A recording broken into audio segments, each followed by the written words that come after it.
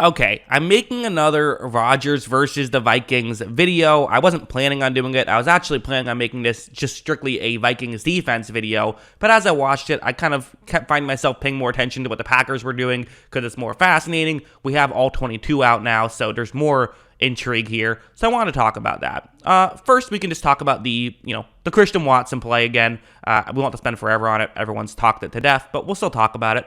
It's quarters coverage, so the way this works is as long as Watson can kind of stay outside, the deep safety there isn't going to pick him up, meaning if he can just, beat Patrick Peterson, he could potentially get open, and you already know what's going to happen. So for Aaron Rodgers, he looks in that direction, and, Watson beats him, and this is maybe a concern for the Vikings that you did let him get that open. And that's kind of what I'm going to be talking about in this video. What are the concerns for the Vikings defense? What are the pros of the Vikings defense? What are the concerns of the Packers offense? And what are the pros of that as well? So going to kind of touch on it both.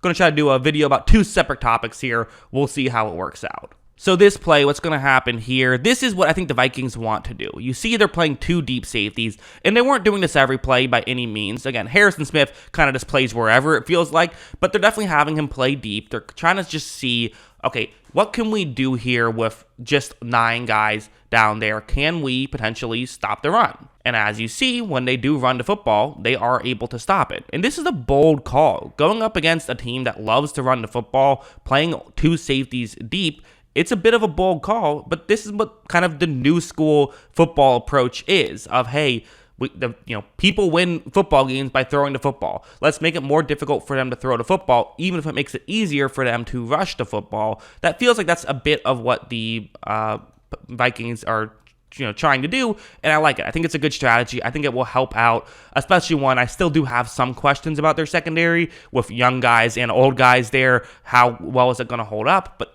if you put an extra guy back there, it makes it easier for them to hold up. On the flip side, for the Packers, this play was just bad by Aaron Rodgers. It was surprisingly bad. I don't know what Rodgers was thinking here. I don't know if he was rattled given the way the game was going or what, but I just did not understand this read whatsoever. It's cover 3 now, so only single safety deep. You have a receiver running over the middle. This is typically your first read on this play.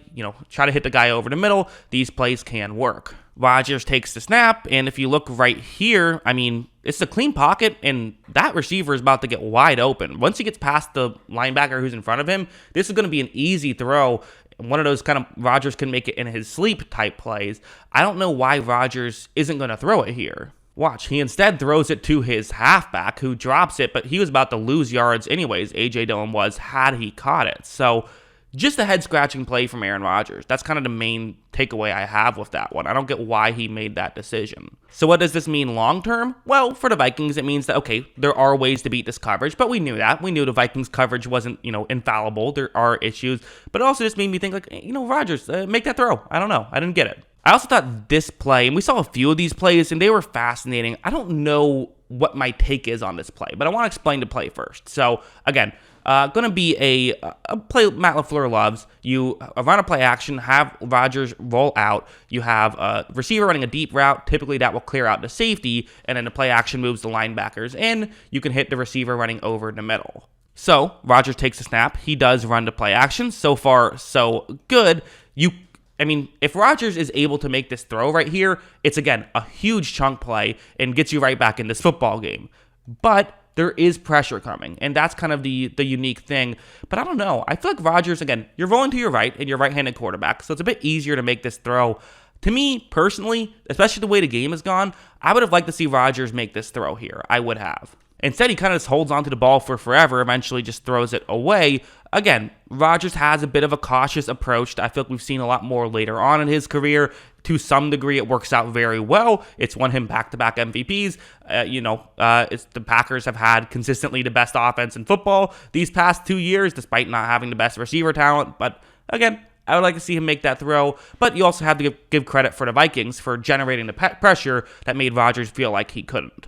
But then it was weird, but this play's going to happen, and it made me kind of wonder, did Rodgers sort of, feel like, okay, I made mistakes on those plays, well, now I have to come back and, I got to now make sure I'm pushing the ball down the field, because this is going to be a similar type concept. There's two safeties deep, but this route can work. On paper, it's a good route. To set the stage for just where we're at in this game. We are talking, this is, it's time to take a chance, I guess it's fair to say. 35 seconds left. So, 35 seconds left in the half. You still do have time. It's first down, so you don't have to, throw a Hail Mary just to do it. Rodgers is going to take the snap. There is pressure, but Rodgers is able to get outside the pocket, so he can throw the ball down the field. It's a one-on-one matchup, but I mean, the safety is just further deep than where Cobb is, and I think that's kind of the why I'm confused as to why he made this throw. So Rodgers does just take a chance, throws one off balance. I mean, this is, I guess he's just trying to make something happen, which maybe I shouldn't hate on him too much because, the odds of the Vikings being able to do something, if they do get the interception, isn't that high anyways. So I can understand the logic behind it. I can. And the Vikings ended up not scoring off of it. So maybe not the end of the world. But I also think these were just the predicaments that Rodgers was put in due to the Minnesota Vikings defense playing very well for the most part. As Rodgers got frustrated, Rodgers said, okay, let's take a chance, which I don't think he had to do, at this spot in the game. I think he should have just thrown it away. But listen, if you can get a guy like Rodgers off of his game, that's optimistic. I know the media likes to say, oh, classic Aaron Rodgers, getting frustrated and not being able to play well. It's like, it was a narrative like 3 years ago that Rodgers was amazing at comebacks. I don't really think that that's totally accurate. I just think that it's happened a couple of times, really 2 times in the past 2 years, and that's why it's become a narrative all of a sudden.